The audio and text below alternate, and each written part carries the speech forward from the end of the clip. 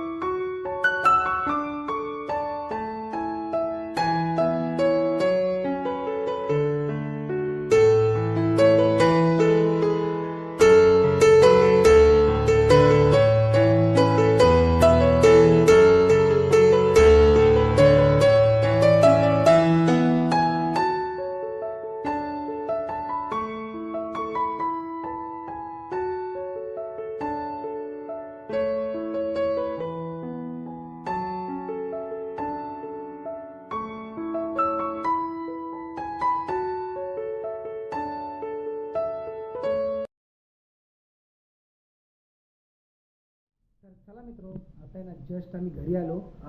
आम्हाला ना यायला पण खूप वाजले.